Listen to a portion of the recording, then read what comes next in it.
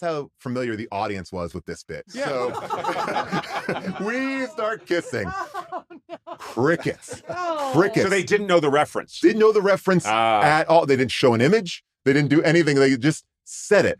Now I'm sitting next to Brooklyn Decker, Jonah Hill, and I feel like Dwight Howard. You know, like we're in this like grouping of people, and you know, cuts us dead silent. We're just making out because it was my first like real foray into like real professional like acting. I had to join the that can't be true. It was because we could not have been your first professional experience. I was doing shows at midnight called Robot TV, which is like an improvised show by robots for robots. Yes, so yeah, yes. So this was a giant step up. This was a huge leap for me. And even robots wouldn't watch it. I know. No, it's going to be big in a couple of years. We walked audiences so much. We had a guy on bass guitar playing like music that was not pleasant to hear. Yes. Someone operating a slide projector, and we did the show at midnight. So people were leaving in droves. But getting where are you going? And that's how, by the way, this is my living. And that's how we all talked. We thought that would be great to have everyone just talking like, I am here. And we worshiped our God, Landau, like Landau. I just love a robot being upset that people think, I have slots to fill, slots to feed. So getting to go on your show was a giant, big deal. And a lot of the times it was in these bigger pieces. So I was just talking about this the other day. There was a bit, and I don't remember the conceit, but it was like, summer's over, so it's the return of the beach apes. And so we all sounds.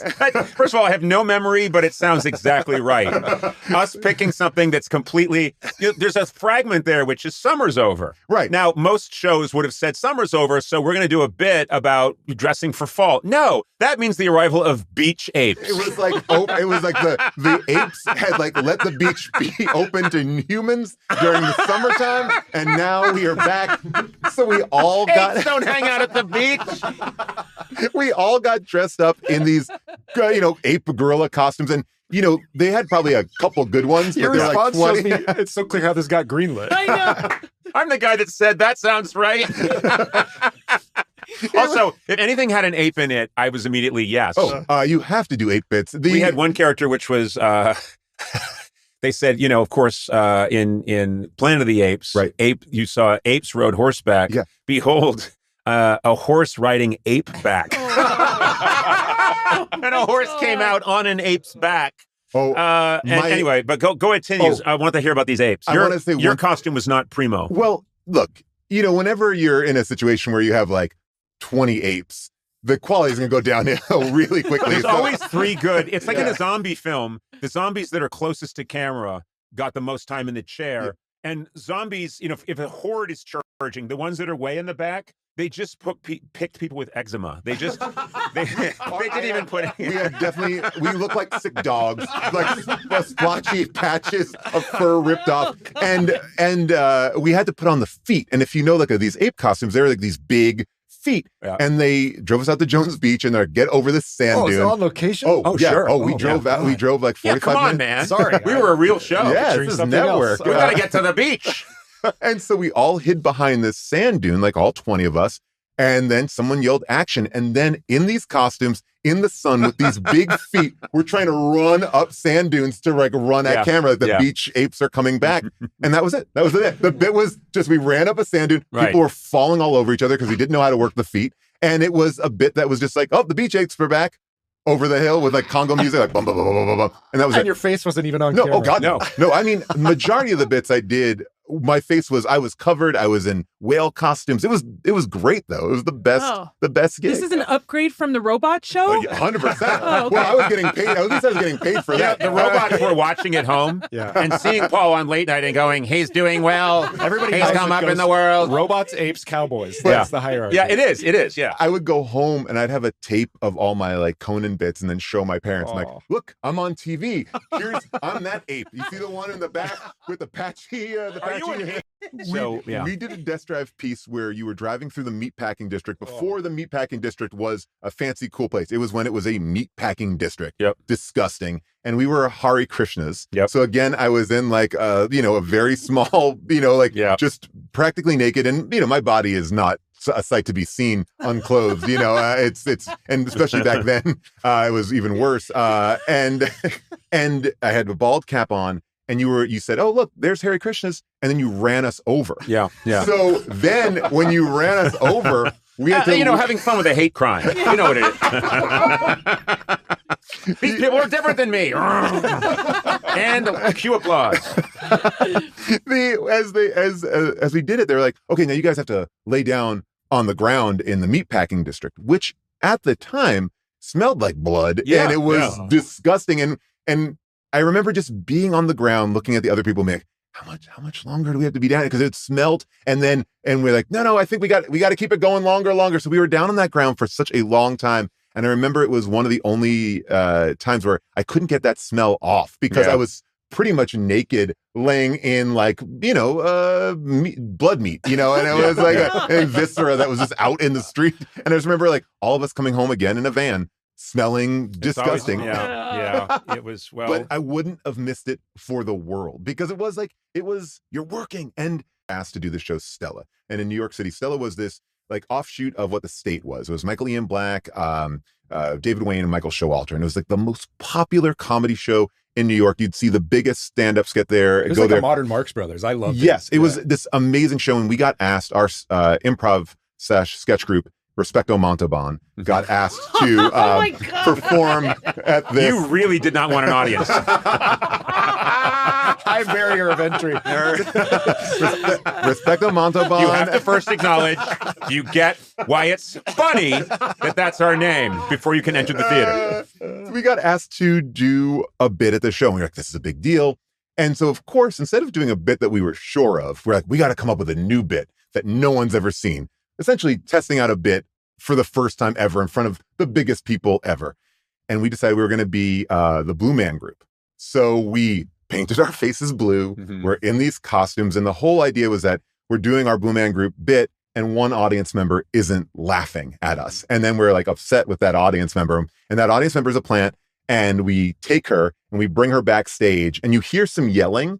And as we're backstage, it cuts to a video clip and it's us like killing her, or like she accidentally falls on a pipe, she gets it through, she dies, and then we don't know what to do, and we have blood all over our blue faces, and we come on out. The video machine did not work. Oh no. Ooh. So we go backstage, and we're like, I don't hear anything. Do you hear anything? Like, we don't hear anything. And we're rubbing blood all over our face, and we're getting all ready, and then we hear, the projector doesn't work, and now we're blue and bloody. And we have no way to connect, like from where the audience had seen us on stage to what the video was supposed to cover. And we can't talk because we're Blue Man Group.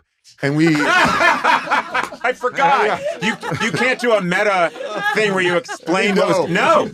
We were like, we are Blue Man Group. Right. We're doing this bit. But all of us were like, we can't break character. So we walk out covered in blood and blue. We just walked off stage and we just said, thank you. And then to complete an utter silence, audience did not know what happened, and we were crushed. But I remember, like, once we left that place, which we did immediately, you have to leave. If you bomb in a place, you can never go back. And in fact, you have to have the place burned down. Yeah, we were like, we need to commit arson here. The actual Blue Man Group was shut down after that. We got to find these guys. They had to shutter for 3 years.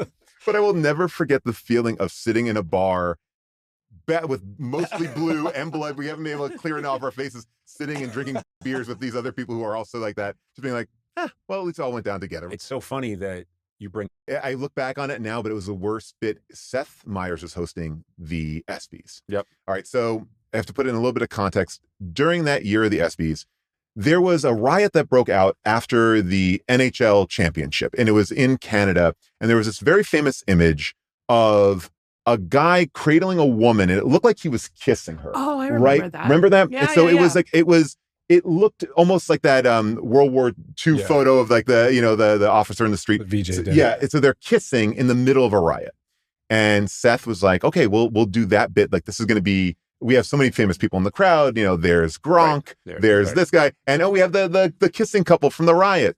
And so it was supposed to cut to me and Lennon Parham. Lennon's great comedian, and as it cuts us, we're just kissing. Right.